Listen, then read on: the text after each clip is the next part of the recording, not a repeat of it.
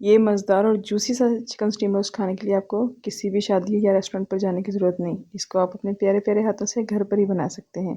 और घर पर कैसे बनाएँगे? तरकीब इसकी बहुत आसान है। जब भी हम कहीं शादियों पर जाते हैं तो इस तरह का फ्राइड स्टीम रोस्ट बना होता है और हमें बड़ा अच्छा लगता है। इसको हम घर में ट्राई करें और ये आसानी से बन जाए, ये तो हम सोचते हैं। तो ये इसी तरह का मज़ेदार आप घर पर भी बना सकते हैं और दावतों में भी बना सकते हैं।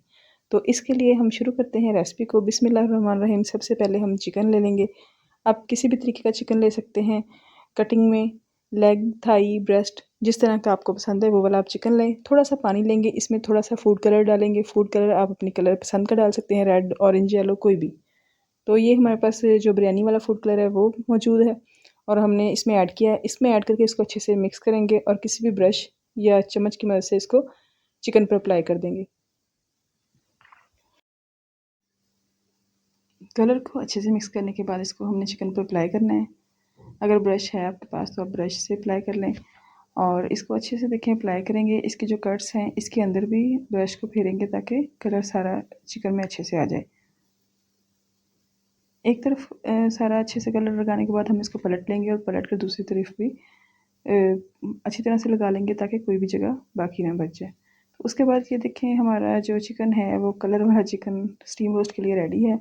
इसको हमने कुछ देर के लिए रख देना है, तकरीबन 15 से 20 मिनट के लिए, ताकि कलर जो है इसमें अच्छी तरह से मिक्स हो जाए। उसके बाद हम इसको फ्राई करेंगे। अभी हमने इस पर कोई स्पाइस, नमक, मिर्च कुछ भी नहीं लगाया, जस्ट हमने इसमें कलर लगाया और हम इसको इसी तरह फ्राई कर लेंगे।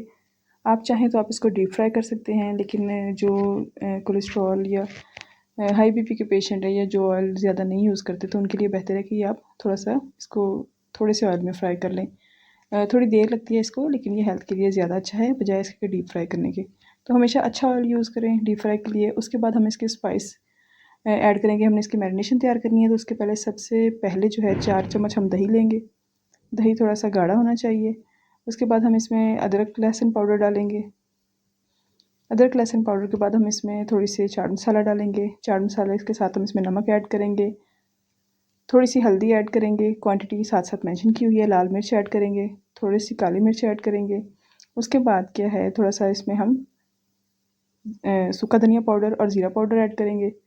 इसको हम अच्छे से मिक्स कर लेंगे। ज़ीरा पाउडर और गरम मसाले में आप जो चीज़ आपके पास मौजूद है वो आप इसमें ऐड कर सकते हैं। अब हमने मिक्सचर को अच्छे से बनाने के बाद इस पर अप्लाई करना है।